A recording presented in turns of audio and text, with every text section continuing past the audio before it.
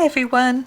Now we have the dragonflies to finish on this little picture from the Miniature Enchanted Forest book. So this is our lovely frog picture, and I finished all the flowers. If you watched the last video, you'll see that I did this half and I've just done this half the same. And we've got the dragonflies to do. And we've got dragonflies on both pages. I thought we could do both. I thought that would be fun. Now I've been thinking about the colour for the dragonflies. Now I want to do something which sort of works with what we've already done, but is different and stands out as well. So I've decided to do some purple. Now that sounds a little odd, but purple and orange can work quite well together, I think. So that was my plan. Now when I normally do dragonflies, I tend to do, I'm going to start zooming in, I tend to do their body sort of grey, whoops, and their sort of their wings are sort of bright colour.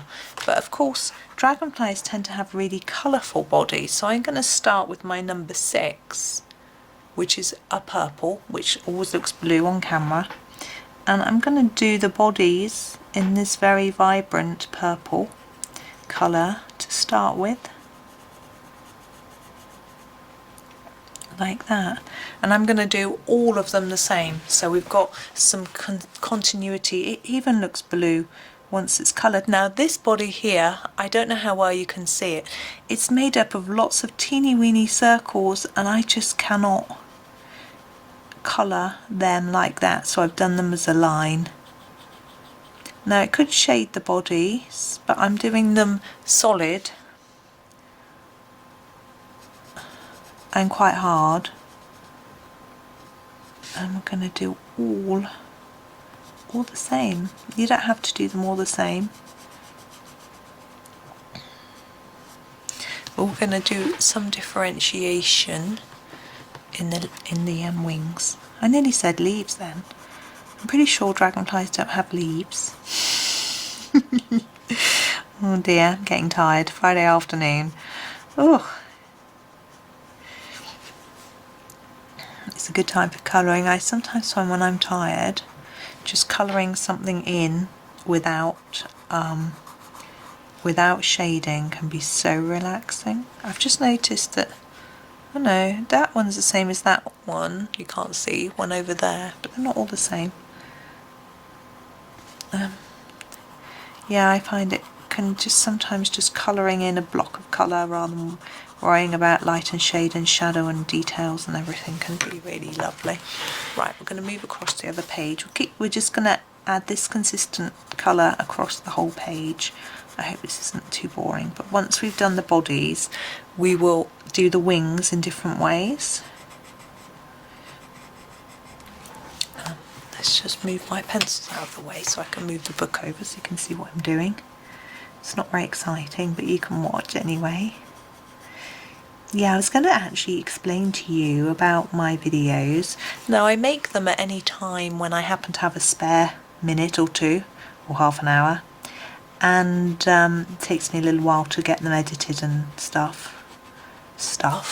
Yeah, it's very technical, my editing stuff.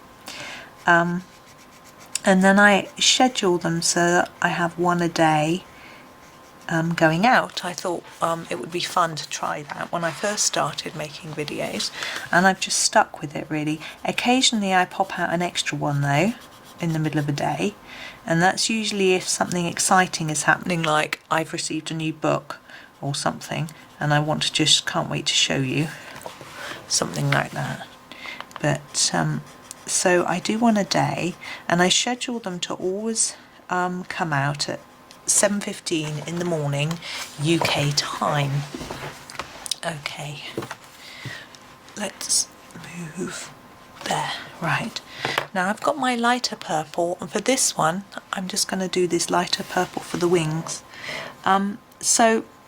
But if I get up extra early and I have time, I release it a bit early, and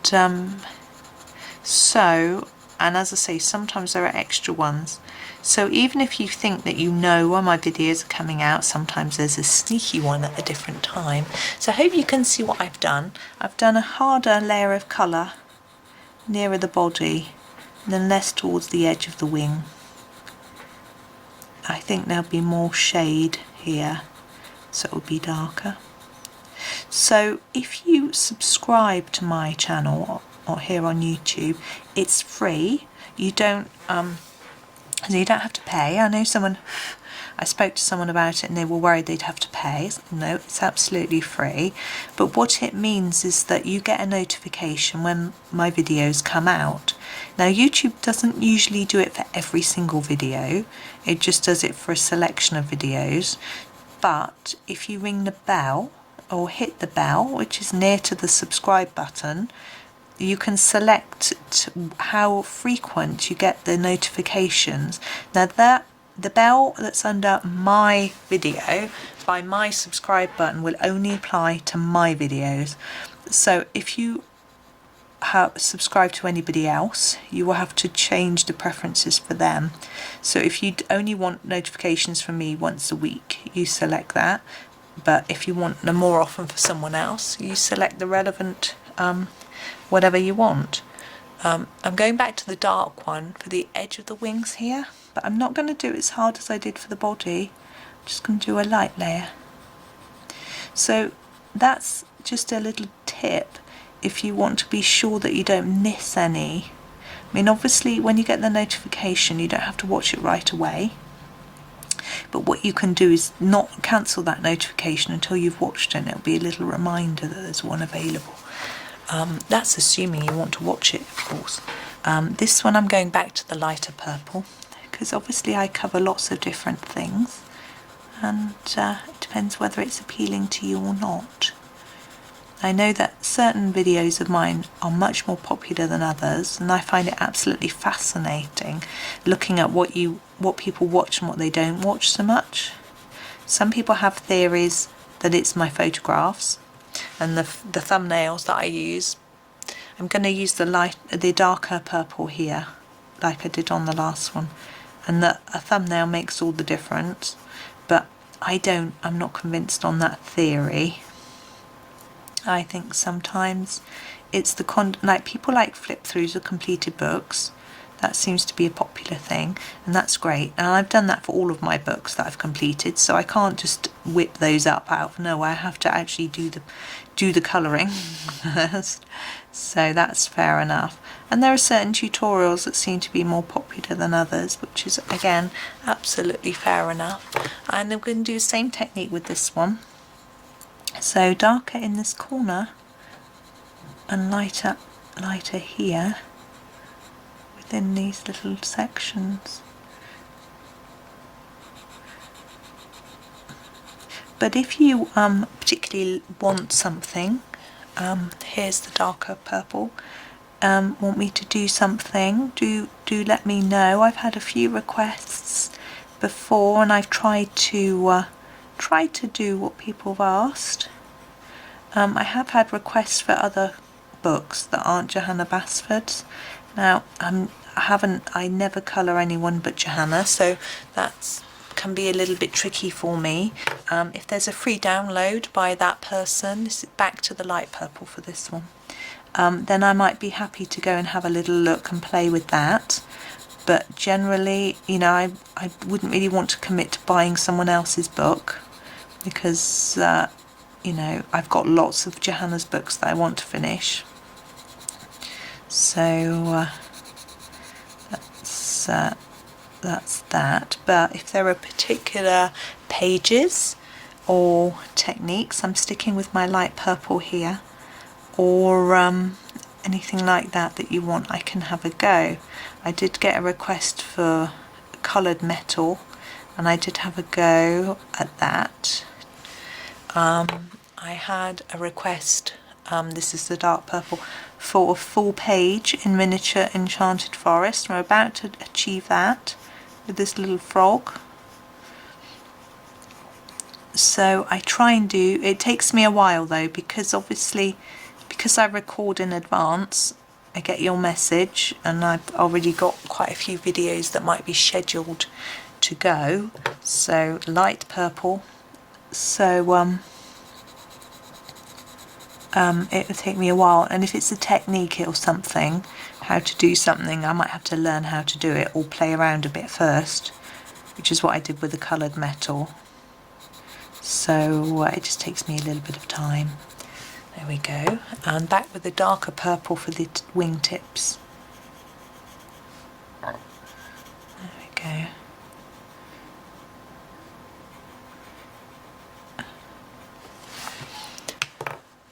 And back to the light purple. Small white. I would say this was a lilac, perhaps. But these don't have names on the pencils. And I know Staedtler do have names for some of their colours, particularly I think in their pens, I'm not sure, but because they aren't named on the pencils I find it tricky. And this is the darker one.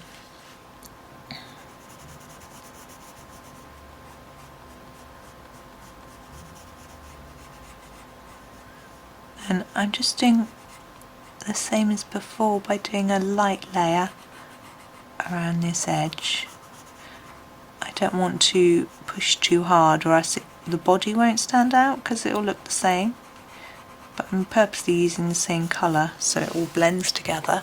So those are done on that page, look. And we're going to do the ones on, sorry that was a bit fast and blurry wasn't it? We'll do the ones on this page. And we're going to do them in a really similar way. So start with the light purple here. One thing I was thinking of doing was a few different brands of pencil.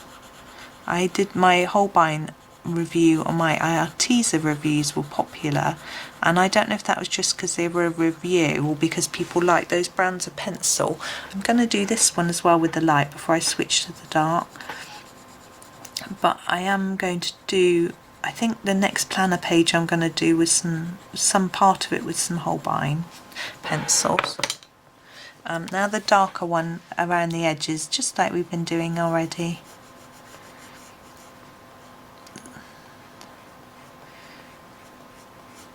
I really ought to show you my sky technique that I used, but it's I don't know if I can even remember what I did. So have a think about that one. I also have to find the right sort of picture for it to work with as well.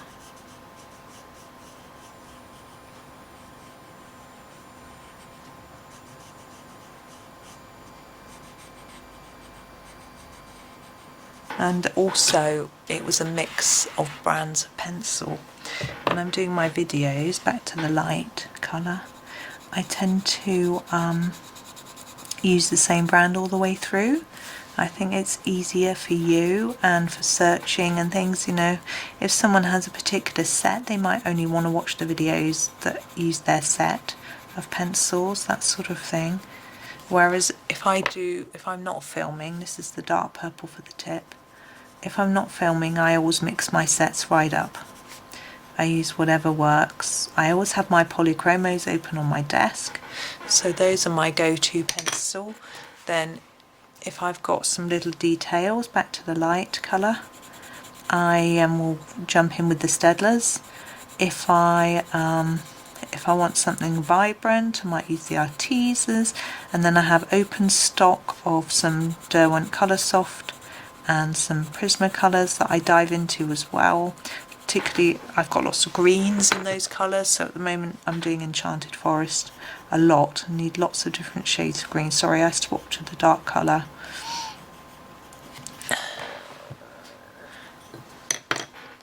So back to the light colour. So it's a matter, but I think if I did that for you guys it'd be really confusing. So I haven't done a sort of mixed pencil. I've done mixed media for you with pastels and pens and things, but not mixed pencil brands. This is the dark colour. Sorry, that went all blurred, didn't it? I hope it's not been doing that all along for you.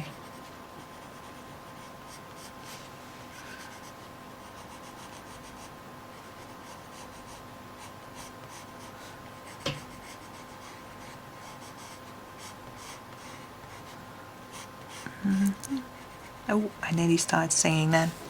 I really mustn't do that. You never watch me again. Lighter purple here. This one won't have any dark, just be light.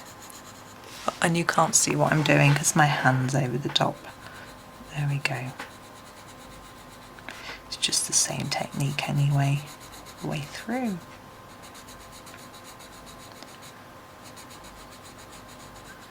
There we go. I'm just gonna, oh, I can't, I'm gonna have to, that's it. I'm doing this bottom one. My tripod's in the way, so it's a little bit awkward. We'll get there.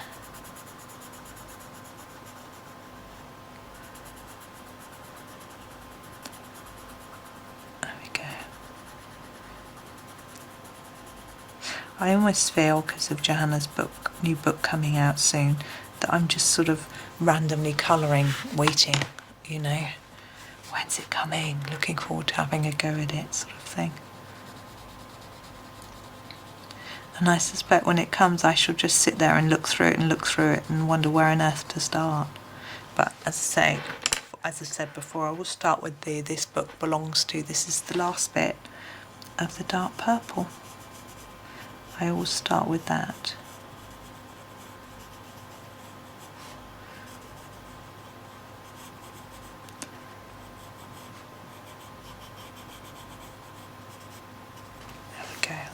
Now, I'm not going to do a background on this frog, so he is finished.